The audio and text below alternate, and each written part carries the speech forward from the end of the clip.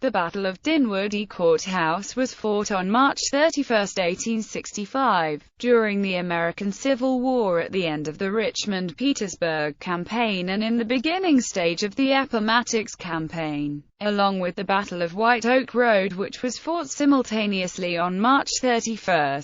The battle involved the last offensive action by General Robert E. Lee's Confederate Army of Northern Virginia attempting to stop the progress of Lieutenant General Ulysses S. Grant's Union Army. Grant's forces were moving to cut the remaining Confederate supply lines and to force the Confederates to extend their defensive lines at Petersburg, Virginia and Richmond, Virginia to the breaking point, if not to force them into a decisive open-field battle. On March 29, 1865, a large Union cavalry force of between approximately 9,000 and 12,000 troopers moved toward Dinwiddie Courthouse, Virginia, about 4 miles west of the end of the Confederate lines and about 5 miles south of the important road junction at Five Forks, Virginia, under the command of Major General Philip Sheridan, and still designated the Army of the Shenandoah. The Union force consisted of the 1st Division under Brigadier General Thomas Devin and the 3rd Division of Brigadier General George Armstrong Custer under the overall command of Brigadier General Wesley Merritt as an unofficial corps commander, and the 2nd Division, detached from the Army of the Potomac, commanded by Major General George Crook.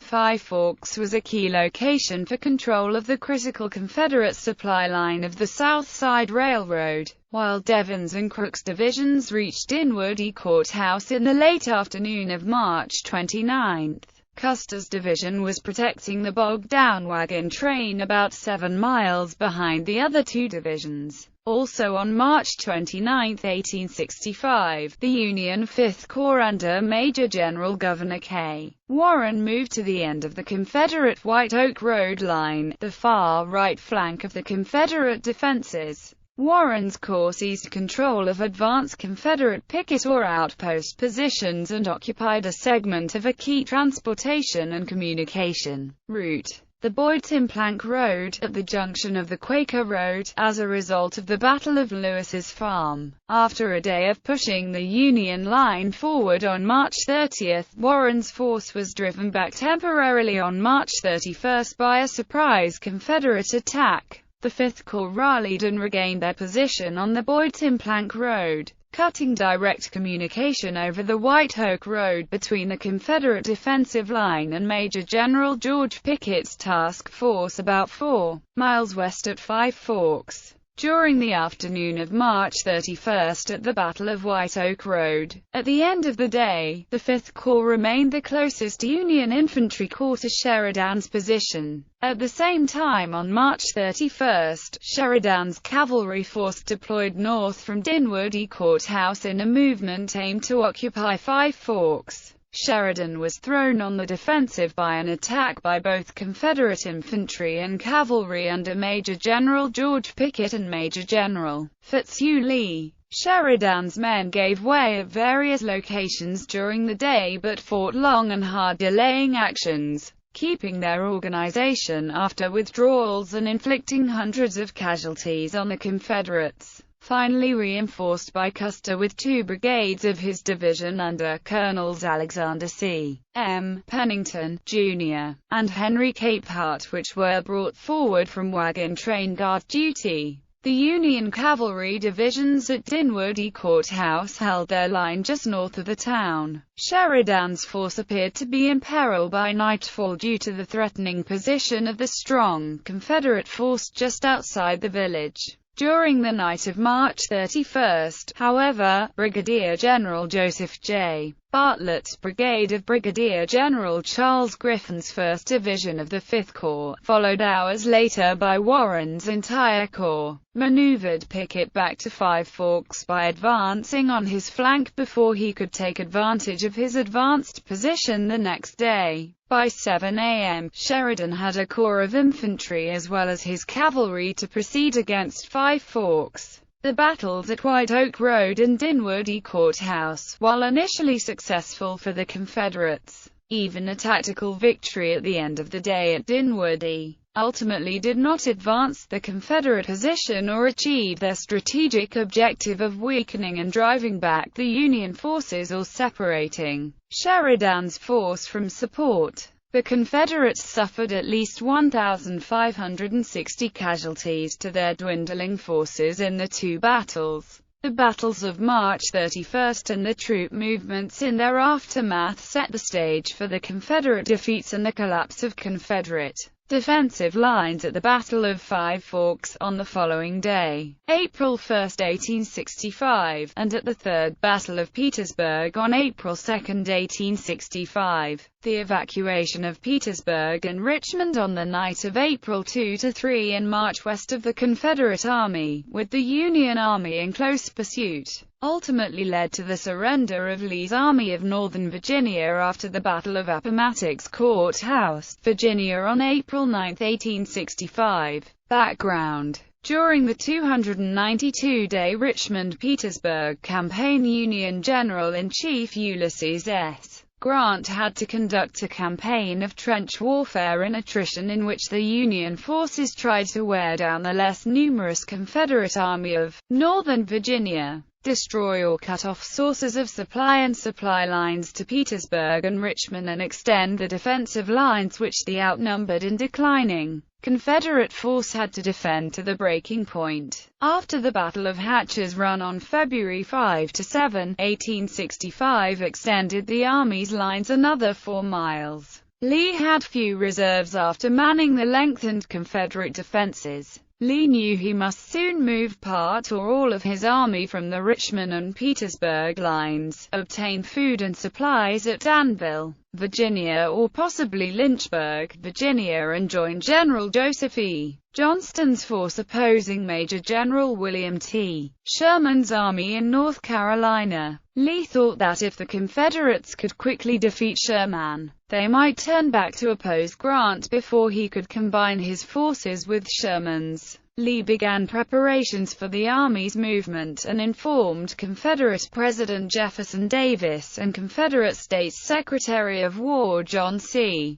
Breckinridge of his evaluation and plan. Lee was aware that Sherman's army moving through North Carolina might combine with Grant's army at Petersburg if Johnston's army could not stop Sherman, and that his own declining army could not hold the Richmond and Petersburg defenses much longer. In support of his plan to hold off Grant as long as possible, and then gain at least a time advantage in his planned move, during March 1865, Lee considered and finally accepted a plan by Major General John Brown Gordon to launch an attack on Union Fort Stedman. The objective would be to break the Union lines east of Petersburg, or at least to compel the Union forces to shorten their lines by gaining significant ground in a substantial and damaging attack. This was expected to permit Lee to shorten his lines and send a large force to help Johnston, or if necessary give the Confederates a head start in evacuating Richmond and Petersburg and combining Lee's entire force with Johnston's dwindling army.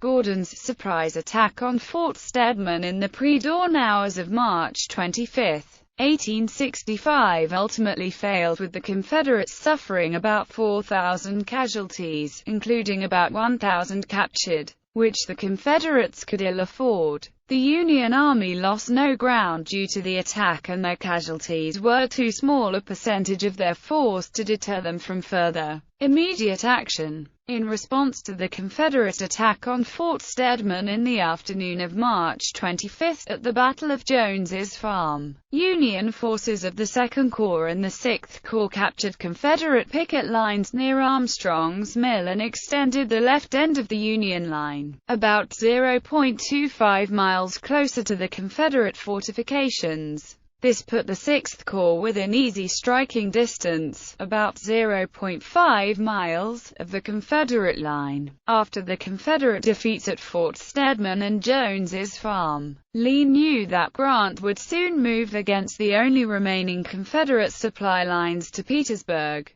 the South Side Railroad and the Boydton Plank Road, which also might cut off all routes of retreat from Richmond and Petersburg. March 29 orders and movements. Grant's orders on March 24, 1865, the day before the Confederate attack on Fort Stedman. Grant already had planned an offensive for March 29, 1865. The objective was to draw the Confederates out into an open battle where they might be defeated and their military effectiveness destroyed. In the alternative, if the Confederates held their lines, the Union force could cut the remaining road and railroad supply and communication routes. The South Side Railroad and the Boyd Tin Plank Road, which connected with the previously severed Weldon Railroad to Petersburg, and the Richmond and Danville Railroad to Richmond, and to stretch Lee's line to the breaking point. Grant ordered Major General Edward Ord's to move part of the Army of the James from the lines near Richmond to fill in the lines to be vacated by the Second Corps commanded by Major General Andrew A. Humphreys at the southwest end of the Petersburg line before Second Corps moved to the west. Ord moved two divisions of Major General John Gibbon's 24th Corps under Brigadier Generals Charles Devens and William Birney and one division of 25 Corps under Brigadier General John W. Turner to take over lines on the south side of the Appomattox River. This freed two corps of Major General George Meade's Army of the Potomac for offensive action against Lee's flank and railroad supply lines. Major General Humphreys' 2nd Corps and Major General Warren's 5th Corps. Grant ordered these corps, along with Major General Philip Sheridan's cavalry George Armstrong Custer, but both under the overall command of Brigadier General Wesley Merritt, as an unofficial corps commander, and the 2nd Division of Major General George Crook, detached from the Army of the Potomac, still designated the Army of the Shenandoah, to move west, with the cavalry first taking control of Dinwiddie Courthouse and severing the Boyd Tin Plank Road at that location. Lee's orders. Lee, who was already concerned about the ability of his weakening army to maintain the defense of Petersburg and Richmond, realized that the defeat at Fort Stedman would encourage Grant to make a move against his supply lines and right flank. Lee already had prepared to send some reinforcements to his right flank, the southwestern end of his line. Early in the day on March 29, Lee sent Major General George Pickett with three of his brigades commanded by Brigadier Generals William R. Terry, Montgomery Course, and George H. Stewart via the deteriorated South Side Railroad to Sutherland Station. The trains shuttling the troops to Sutherland Station were so slow that it was late night before the last of Pickett's men reached their destination, 10 miles west of Petersburg. From Sutherland Station, Pickett moved south on Claiborne Road to White Oak Road and Burgess Mill, near the end of the Confederate line. There he added the two brigades of Brigadier Generals Matt Ransom and William Henry Wallace from Major General Bushrod Johnson's division, along with a 6-gun battery under Colonel William Pegram to deploy to Five Forks with his three brigades. Battle of Lewis's Farm on March 29, 1865. Warren's Corps, led by the 1st Brigade of Brigadier General Charles Griffin's 1st Division under the command of Brigadier General Joshua Chamberlain, proceeded up the Quaker Road toward its intersection with the Boyd Tin Plank Road and the Confederates' nearby White Oak Road line. The move resulted in an engagement at the Battle of Lewis's Farm of Confederate brigades of Brigadier Generals Henry A. Wise, William Henry Wallace, and young Marshal Moody from the division of Major General Bushrod Johnson, Corps of Lieutenant General Richard H. Anderson, and Union troops of Griffin's 1st Division of the 5th Corps. North along Quaker Road, across Rowantee Creek at the Lewis Farm, Chamberlain's men encountered Johnson's force.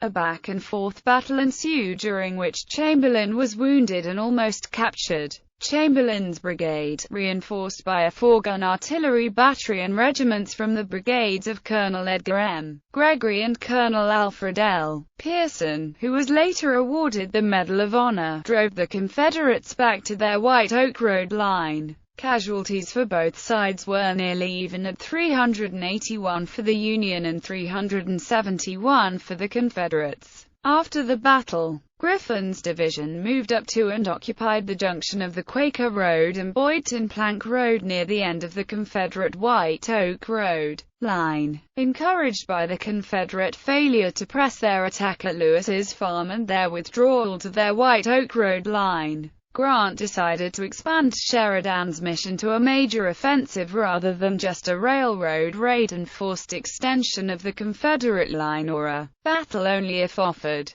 Sheridan's movement at about 5 p.m. on March 29, 1865. Two divisions of Sheridan's force commanded by Crook and Devon entered Dinwiddie Courthouse without opposition. Sheridan posted pickets at the roads entering the town for protection from Confederate patrols. Sheridan's 3rd Division, commanded by Custer, was 7 miles behind Sheridan's main force, protecting the bogged-down wagon trains. At Dinwiddie Courthouse, Sheridan's cavalry was positioned to occupy the crucial road junction at Five Forks in Dinwiddie County, about 5 miles to the north, to which Lee was just sending defenders, and then to attack the two remaining Confederate railroad connections to Petersburg and Richmond.